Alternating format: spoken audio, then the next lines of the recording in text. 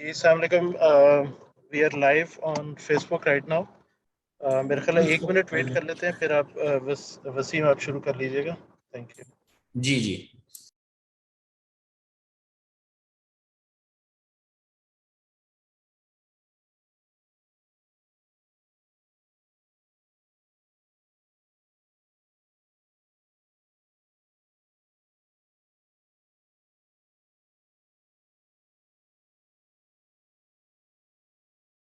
जी वसीम, मेरे ख्याल है स्टार्ट कर लेते हैं। जी अस्सलाम वालेकुम व्यूअर्स, हमारे साथ वसीम है और सैयद सुलेमान अख्तर।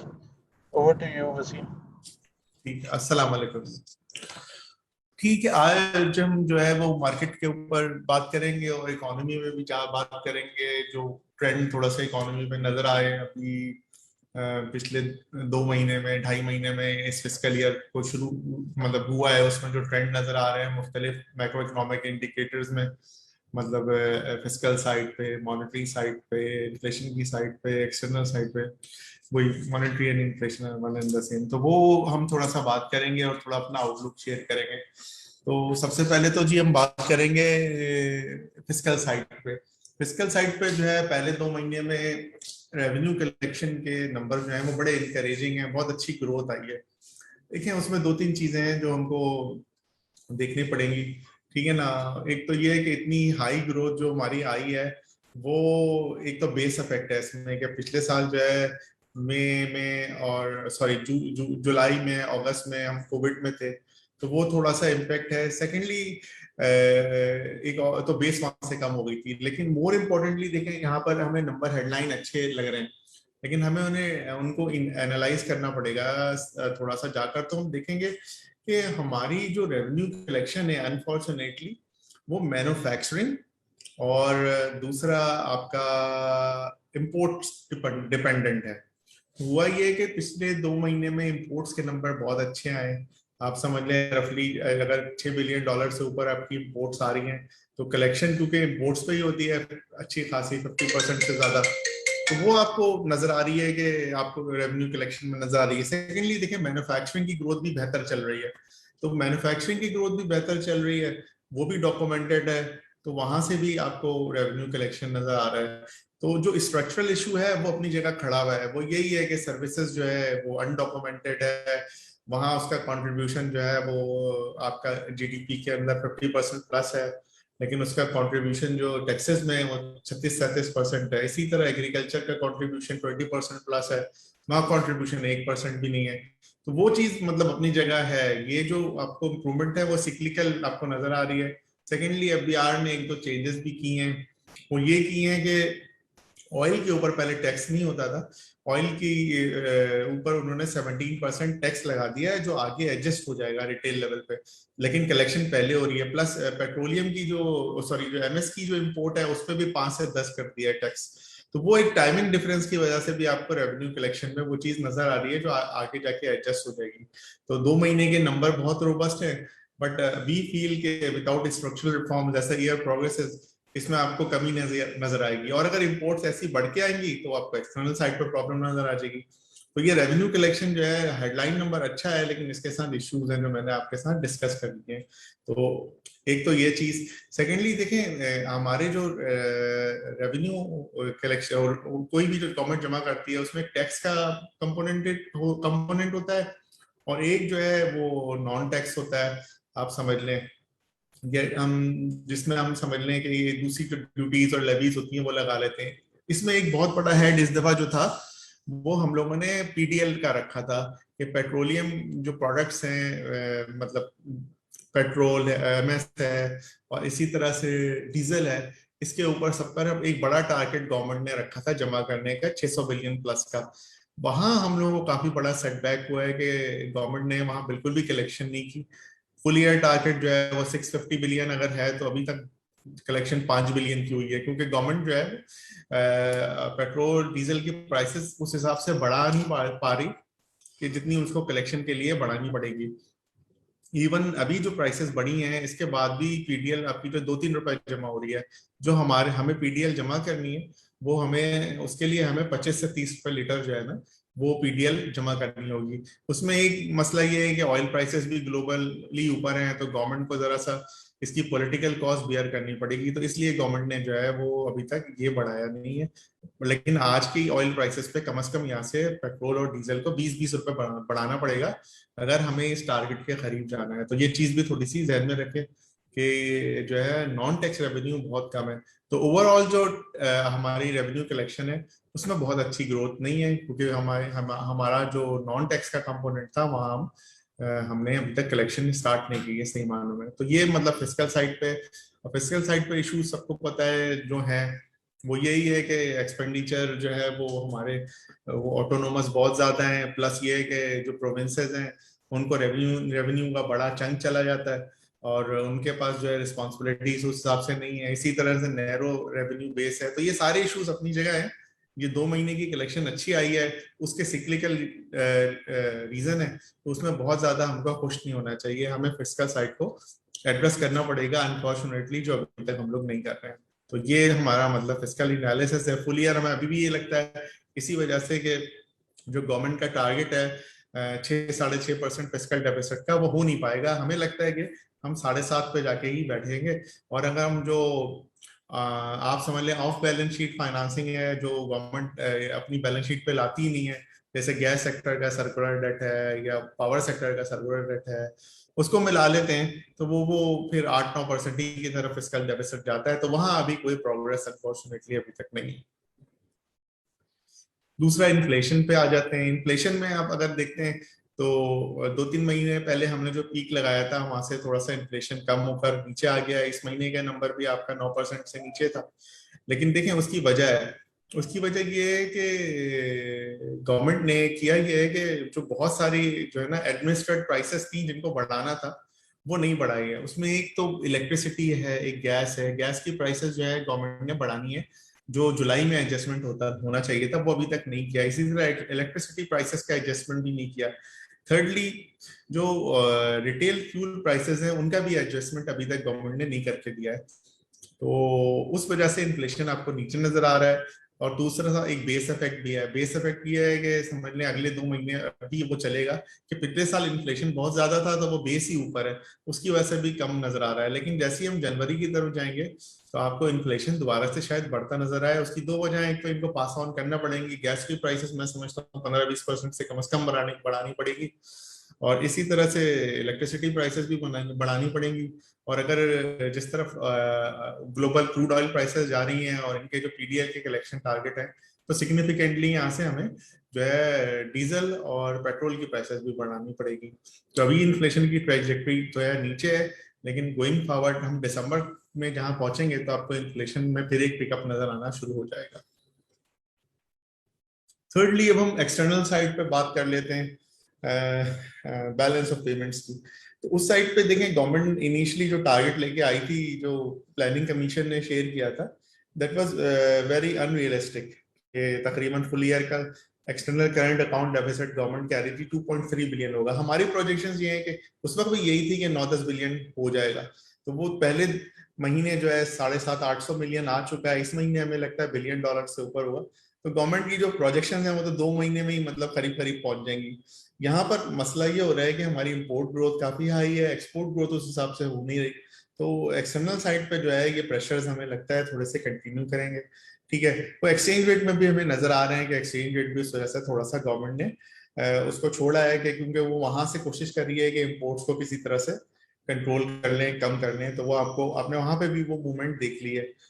गोइंग फॉरवर्ड भी मुझे लगता है कि हमारा हमारा हमें जो है ना, हम जैसी ग्रोथ की तरफ जाते हैं, जैसे हम जा रहे हैं, तो वो जो है थोड़ा सा आपको जो है ना नजर आएगा एक्सटर्नल साइड पर प्रेशर, क्योंकि हमारा जो ग्रोथ मॉडल है वो थोड़ा सा इनअप्रोप्रिएट है। वो डोमेस्टिक डिमांड पे बहुत ज्यादा रिलाई करता है, एक्सपोर्ट्स पे नहीं करता।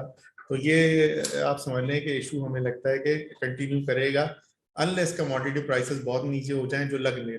तो गोइंग फॉरवर्ड जो है हमें ऐसा लगता है कि एक्सटर्नल साइड पे भी प्रेशर्स रहेंगे, और अनलेस कि हम मोर बैलेंस ग्रोथ को फॉलो करें तो ये इशूज हमारे साथ, हमारी इकोनॉमी के साथ चलते रहते हैं। और यही चीज फिर फोर्थ में थर्ड के साथ ही लेके चलूंगा कि अगर आप देखते हैं तो एक्सचेंज रेट में आपको प्रेशर नजर आ रहा है, क्योंकि ये स्टेट बैंक ने भी ये बात की थी कि हम एक्सचेंज रेट से की मतलब है कि एक्सचेंज रेट हमारा जो है फर्स्ट लाइन ऑफ डिफेंस होगी, ये जो एक्सटर्नल साइड पर प्रेशर्स हैं उसको कम करने के लिए। तो वो आपको नजर आ रहा है कि एक्सचेंज रेट जो है वो इस वजह से 168 169 तक चला गया है, 8-9% इस साल में डिप्रिशिएट हो गया है। लेकिन गोइंग फॉरवर्ड हमें ऐसा लगता है कि यहाँ से और एक्सचेंज रेट को निकालना मुश्किल होगा, क्योंकि ये इन्फ्लेशन में काफी काफी कंट्रीब्यूट करेगा। तो अभी जहाँ 168 169 पे जो डॉलर आ गया, आई थिंक यहाँ पे स्टेट बैंक कोशिश करेगा कि यहाँ इसको डिफेंड किया जाए और यहाँ मतलब इस पॉलिसी टूल को और इस्तेमाल ना किया जाए। तो ये है कि यहाँ से अब हमें बहुत ज्यादा डेप्रिसिएशन बिल्ट इन नहीं करनी चाहिए। मुझे लगता है 170 के नीचे ओवर द नेक्स्ट 3-4 मंथ्स हम रुपी को देखेंगे। जी, अब थोड़ा सा वैल्यूएशन की बात कर लें। मार्केट जो है इस वक्त जो है इस वक्त जो है लगभग 5.5-6 के प्राइस टू अर्निंग के ऊपर चल रही है, जो कि रफली स्पीकिंग एक डबल मिड टीन्स के अंदर जो है अर्निंग यील्ड बन जाती है। और दूसरी साइड पे अगर हम देखते हैं पीआईबीज की यील्ड को, तो रिसेंटली थोड़ा सा बढ़ी है, बट अगेन अपने हिस्टोरिक लेवल से अगर हम देखते हैं तो ये डिफरेंशियल अभी भी काफी ज्यादा है। रफली स्पीकिंग ये 1% के आसपास का डिफरेंशियल होता था, और जो कि अभी लगभग 5-6% के आसपास चल रहा है। दूसरी साइड पर अगर हम देखते हैं बाकी वैल्यूएशन में, जिसमें मार्केट कैप टू जीडीपी है, ये अपना हिस्टोरिक लेवल लगभग 25% था, अभी शायद 18% के करीब चल रही है। प्राइस टू बुक पे देखते हैं, एक के प्राइस टू बुक के करीब मार्केट इस वक्त चल रही है। हिस्टोरिकल जो है ये लगभग 1.8 टाइम्स का प्राइस टू बुक होता था। पीई के ऊपर अगर हम देखते हैं तो एवरेज जो है 8.5 की रही है मार्केट का पीई, और अभी ये 6 से भी नीचे का पीई चल रहा है। और डिविडेंड यील्ड देखें, वो भी हमें अट्रैक्टिव नजर आती है। और प्लस एक अपसाइड ट्रिगर उसके अंदर हो सकता है, एनर्जी अगर साइड पे जो इश्यूज अगर रिजॉल्व होते हैं, सर्कुलर रिजॉल्व होता है, तो ये फर्दर यहाँ पर इम्प्रूवमेंट की गुंजाइश है। जी तनवीर, किसी के कुछ क्वेश्चंस हो अगर आप तो वो बिल्कुल पूछ सकते हैं। एक तो मैं चाहूंगा कि अगर थोड़ा सा कमेंट कर दें, ये जो MSCI का डाउनग्रेड हुआ है और ये नवंबर से इफेक्टिव होगा, बट इसमें आउटफ्लोज कितने हो चुके हैं, कितने एक्सपेक्टेड है, और इनफ्लो क्या हम एक्सपेक्ट कर रहे हैं, इस पे अगर कमेंट कर दें। देखें, इसमें जो आउटफ्लो हमें लगता है 100 मिलियन के लगभग मेरा मतलब 100 प्लस थोड़ा सा हो सकता है, मेजर लकी में हो सकता है। और दूसरा आप समझ लें हबीब बैंक है और एमसी भी है। तो मेजर यहाँ है पे छोटे छोटे दूसरे स्किप्स हैं जो उसके छोटे वाले इंडेक्स में आते हैं, तो वहां थोड़ी बहुत होंगी। तो ये मतलब है इमर्जिंग मार्केट का जो आउटफ्लो हमको नजर आता है। बाकी इनफ्लो देखें, फ्रंटियर में एक दो मसले ये हैं कि हमारा जो वेट है फ्रंटियर में वो इतना ज्यादा नहीं है जितना हम एक्सपेक्ट कर रहे थे, 2% के नीचे ही है। सेकेंडली एक और चीज ये, फ्रंटियर मार्केट के जो फंड्स हैं उनका साइज भी कम हो गया है। इस जमाने में 15-20 बिलियन के होते थे, अब वो 5 बिलियन के हैं। तो इनफ्लो आई फील अगर मैं अज्यूम करता हूँ 5 बिलियन के वो है, और उसमें हमारा वेट आप समझ लें 3% है तो 150 2% समझ लो, तो 100 मिलियन समझ लें वहां से नेट आ भी सकते हैं। चले तो समझ लें कि यहाँ से अगर आउटफ्लो मुझे नजर आ रहा है लेट से 120 और वहां 100, तो 15-20 मिलियन का मतलब नेट जो है वो हो सकता है कि थोड़ा सा आउटफ्लो ही हो जाए।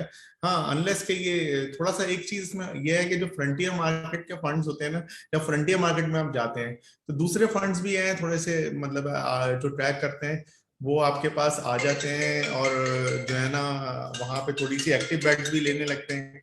थर्डली एक और चीज है कि जब आप इमर्जिंग मार्केट में थे, आपका वेट बहुत कम था, तो बहुत सारे जो ट्रैकर होते हैं ना, वो आपको ट्रैकिंग एरर में कहते हैं या एक्सपोजर ही ला लो, 0.02 0.05 ऐसा क्या एक्सपोजर लें, ऐसा करते हैं ट्रैकिंग में ही इनको जो है ना साफ कर देते हैं, जाते ही नहीं है। तो यहाँ 2% वेट अगर आपका तकरीबन बनता है ना, तो वो कोई इग्नोर नहीं करेगा, तो जो भी ट्रैकर है सारे ट्रैकर आ जाएंगे। तो ये थोड़ी सी मतलब चीज आपके में जा सकती है। सेकेंडली आप फ्रंटियर के रिडार पे आ जाएंगे तो थोड़े एक्टिव मैनेजर्स जो है ना, जो मेरा एक्सपीरियंस रहा है सेल साइड पे जब मैंने काम किया था, तो एक्टिव जो मैनेजर्स होते हैं ना वो भी इनको थोड़ा बहुत फॉलो कर रहे होते हैं, तो फ्रंटियर मार्केट्स में वो ऑफ ऑफ जो है ना इंडेक्स बैट्स भी ले लेते हैं। जैसे आपकी कोई फार्मा की स्टोरी में कोई आ गया, कोई कोई इसी तरह से कोई एफएमसीजी में आ गया आपके पास, तो ये भी पॉसिबल है। तो वो लेकिन चीजें थोड़ी सी ग्रेजुअल होंगी। मुझे लगता है कि आउटफ्लो तो अभी थोड़ा सा शायद हो गया होगा पहले से, कुछ लोगों ने फ्रंट रन करके हो सकता है थोड़ा बहुत कर दिया हो, थोड़ा आगे और भी हो जाएगा। इनफ्लो थोड़ा सा ग्रेजुअल होगा, लेकिन डेफिनेटली उसमें जो है ना हमें लगता है कि इंटरेस्ट भी लोगों का होगा, क्योंकि आपका वेट जो है वो 2% है।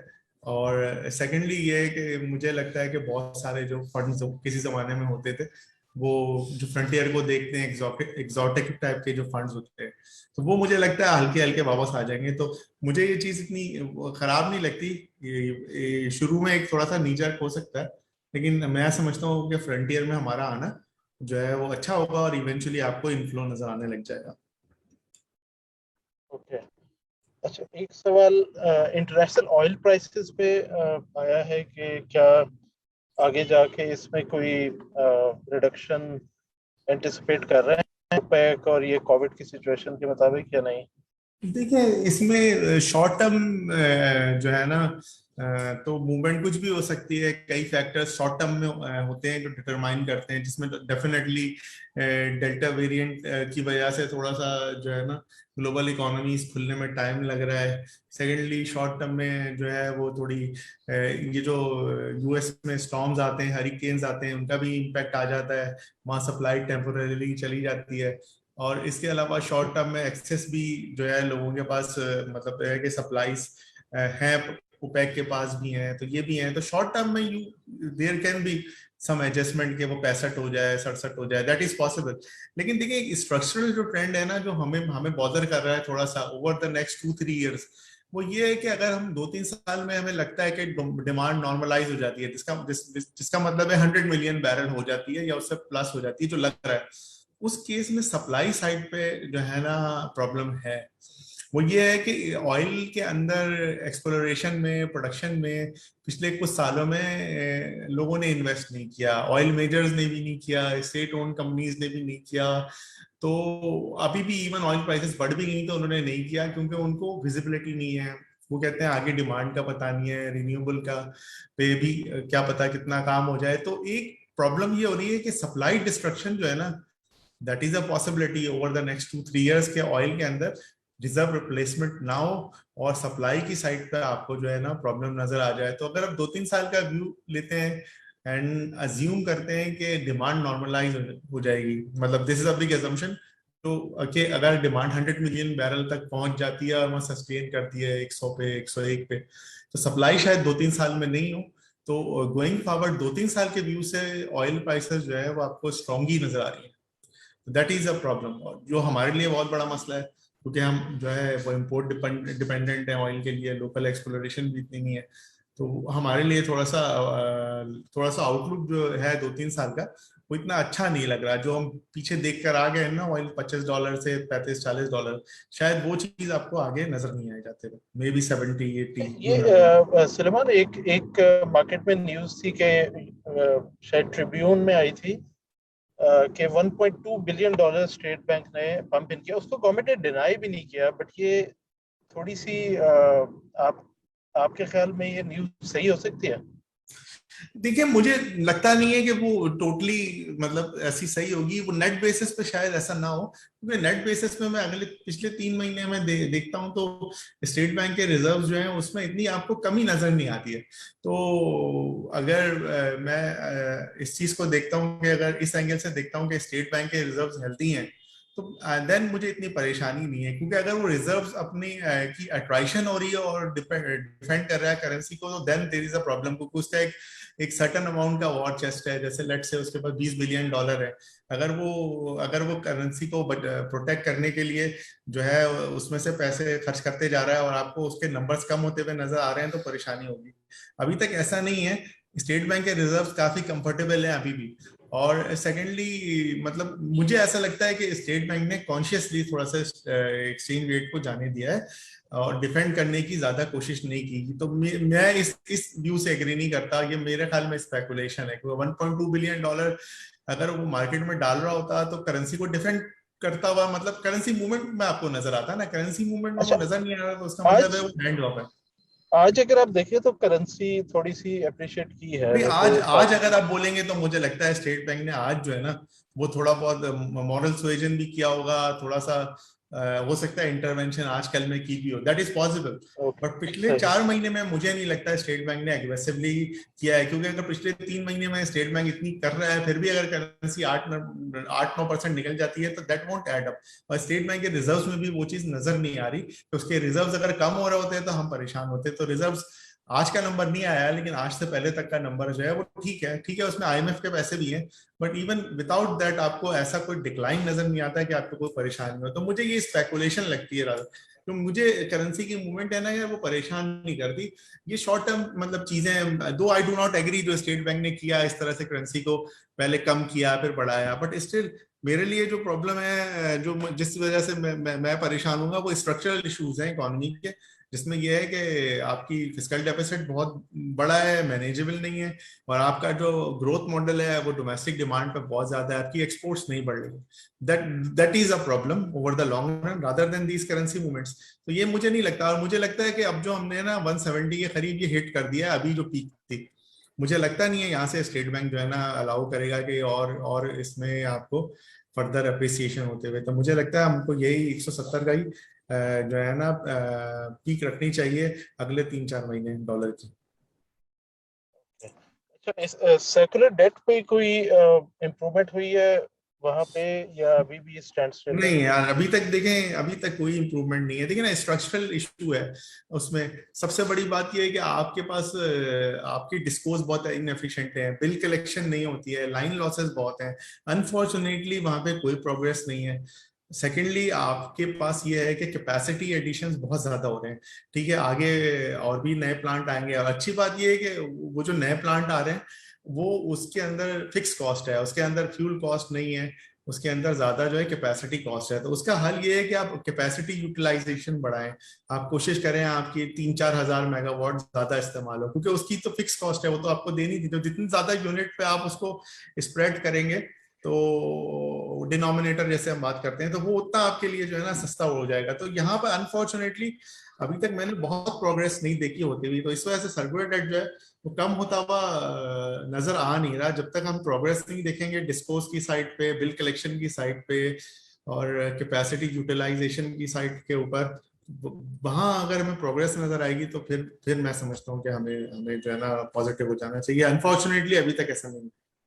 तो एक सवाल आखिरी ये कि आपके ख्याल में इस वक्त, क्योंकि हमारे पास 4 डिफरेंट इक्विटी फंड्स हैं, 2 तो हमारे ब्रॉड बेस्ड इक्विटी फंड्स हैं इस्लामिक और कन्वेंशनल में, और एक फाइनेंशियल सेक्टर इक्विटी फंड है कन्वेंशनल में, और एक इस्लामिक एनर्जी फंड है।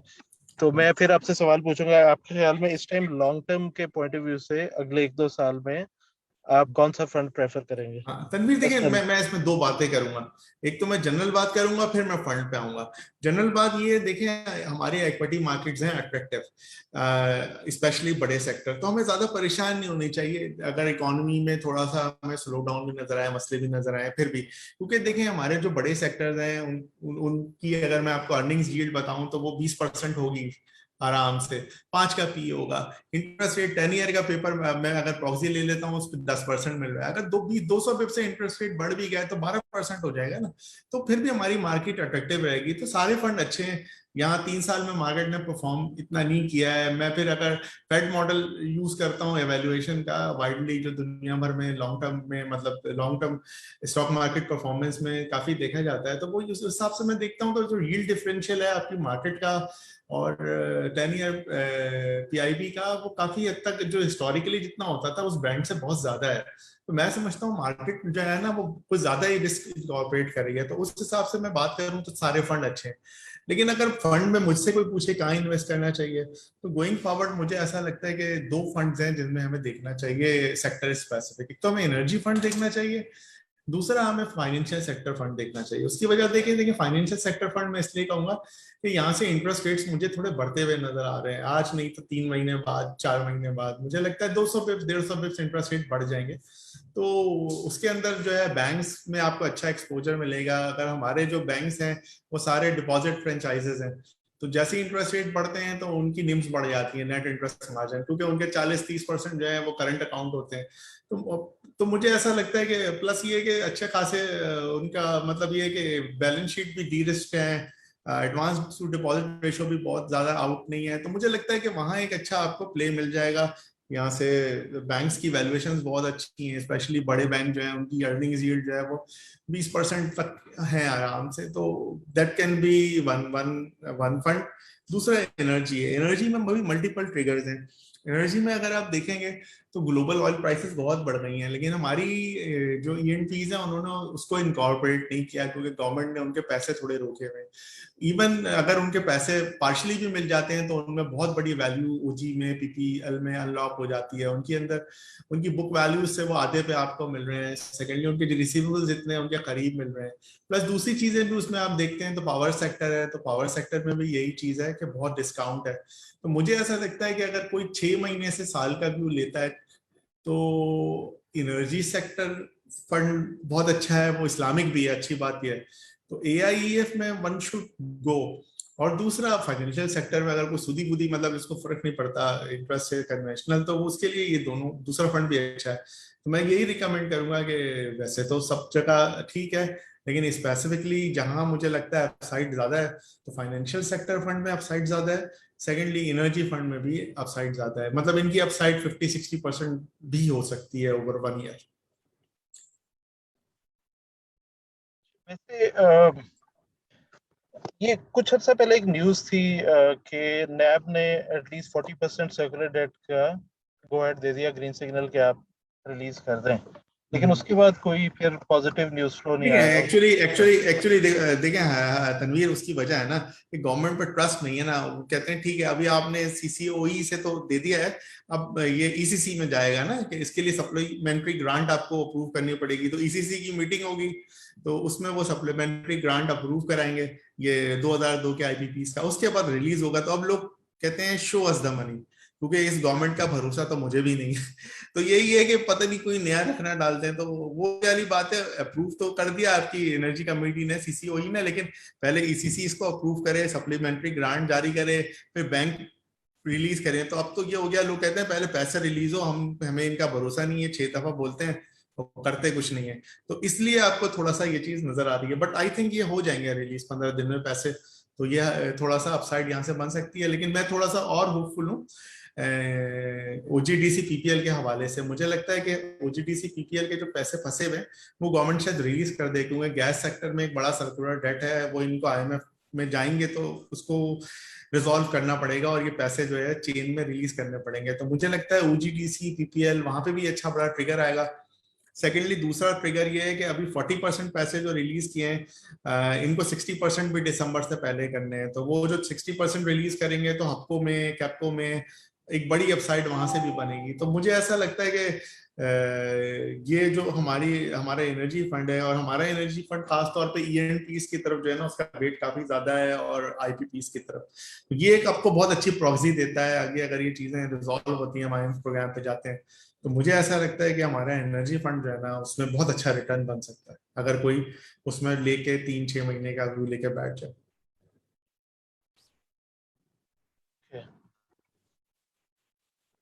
चले, अच्छा इस पे कमेंट कीजिएगा। कुछ अर्सा पहले एक आर्टिकल आया था कि पाकिस्तान की इकोनॉमी को उन्होंने तशबीह दी थी लाइक अ कैसीनो इकोनॉमी। जी जैसे रियल एस्टेट में आजकल बहुत ज्यादा स्पेकुलेशन और हाँ। वहाँ पे काफी बबल क्रिएट हो गया है, फाइल्स में खास तौर पे हम्म DHAs। हम्म तो आपकी बात सही है, स्ट्रक्चरल रिफॉर्म्स बड़ी जरूरत है। इस पे अगर कोई कमेंट करना चाहें। देखिए पार्टली ये बात जो है आप डिनाई नहीं कर सकते कि हमारा इनफॉर्मल सेक्टर बहुत बड़ा है। ये मतलब ये इश्यूज हैं जिनको रिजॉल्व करना बड़ा बड़ा जरूरी है। अगर कोई आदमी इन्वेस्टमेंट करने आता है, स्टॉक मार्केट में आता है, वो डॉक्यूमेंटेड है, इसी तरह और कहीं जाता है तो डॉक्यूमेंटेड है। आपने रियल एस्टेट को खुला छोड़ दिया, एमनेस्टी भी दे दी है, तो जाहिर सी बात है पैसा वहां पार्क हो रहा है और स्पेकुलेशन हो रही है, इसमें कोई शक नहीं है, डबल हो गए, ट्रिपल हो गए, और उस पर चेक नहीं है कोई, ठीक है।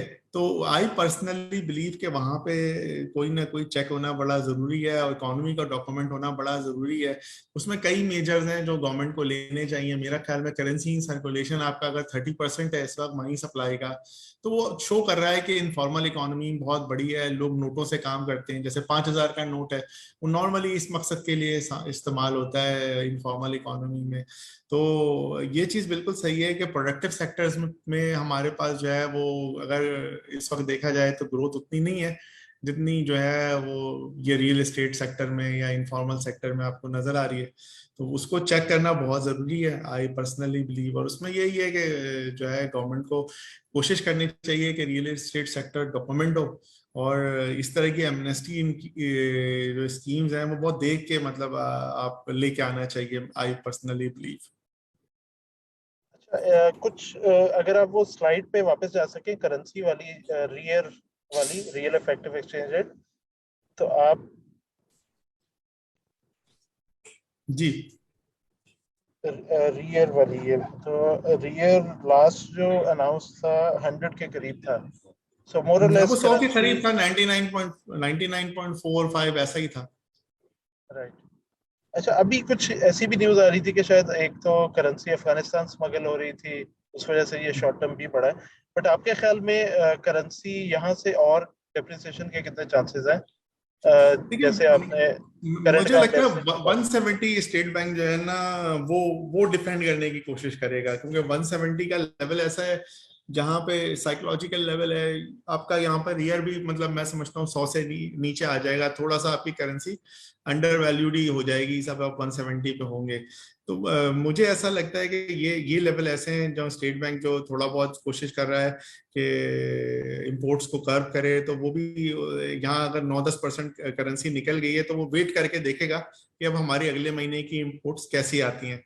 तो मुझे लगता है कि टिल दिसंबर जनवरी ये लेवल जो है ना, ये यहाँ आपको जो है रुपये में सपोर्ट 170 पे नजर आनी चाहिए। मेरा ख्याल है कि यहाँ पर जो है ना हमें और स्पेकुलेशन नहीं करनी चाहिए किसी को, या अपसाइड बहुत ज्यादा देखनी नहीं चाहिए 170 के ऊपर। तो 170 का जो लेवल है, आई बिलीव कि टिल दिसंबर और मे बी जनवरी फरवरी ये लेवल ऐसा है, ये अपर कैप हो गया आपका मेरे हिसाब से। है। अच्छा, ये और जो यहाँ पर स्टेट, जी जुलाई बोले। अगस्त में इंपोर्ट के काफी हाई नंबर्स आए हैं, तो इसमें स्पाइक किन आइटम्स में ज्यादा आई है? क्या मशीनरी में ज्यादा आई है, या ऑयल और पाम ऑयल इस तरह की चीजों में ही है? देखिए देखिए इसमें अभी अगस्त का ब्रेकअप तो आया नहीं है, जुलाई का ब्रेकअप आखिरी अवेलेबल है। लेकिन जो गवर्नमेंट थोड़ा सा कह रही है वो कह रही है इसमें वन ऑफ भी हैं थोड़े से, कोविड रिलेटेड भी इंपोर्ट्स हैं, ठीक है। और इसके अलावा जो है लेकिन थोड़ी बहुत मशीनरी भी हो सकती है थोड़ा। लेकिन देखिए ऑयल भी एक मेजर इसमें फैक्टर होगा, क्योंकि ऑयल की प्राइसेस भी काफी बढ़ गई हैं। अगर हम पिछले साल देखते हैं तो ऑयल की क्वांटिटी या ऑयल की जो प्राइस थी वो कुछ और थी, इस साल और है। तो आई बिलीव कि ये भी हो सकता है। हमारी खैर इंपोर्ट्स ऐसी हैं कि उसमें बहुत ज्यादा जो है ना इसकी करेंसी मूवमेंट से बहुत ज्यादा फर्क जो है शॉर्ट टर्म में मैं समझता हूँ नहीं आएगा अभी भी, क्योंकि देखें कोविड की तो इंपोर्ट्स जो है वो तो आती ही रहेंगी जो कोविड रिलेटेड है। इसी तरह टर्फ रिलेटेड मशीनरी की भी आती ही रहेंगी। इसी तरह ऑयल की भी एक मिनिमम कंजम्पशन हमारे पास ऑटोनोमस है, तो वो भी होती रहती है। लेकिन बेसिकली ये कि अभी अगस्त के नंबर आ जाएंगे 2 महीने के, तो थोड़ा और सही आइडिया हो जाएगा। हम कोशिश करेंगे कि नंबर रिलीज हो जाए तो आपको इस पे, क्योंकि अगस्त के नंबर स्पेशली बहुत ज्यादा थे, तो उसमें से किसी तरह वन ऑफ्स को डिसाइफर करके आपसे शेयर भी कर लेंगे। अरे ठीक है, ठीक है, बहुत बहुत शुक्रिया Suleman and Wasim for your valuable commentary on the market and economy. इंशाल्लाह नेक्स्ट मंथ फिर इसी सेशन को दोबारा जी मुलाकात होगी। ओके, ठीक है, थैंक यू।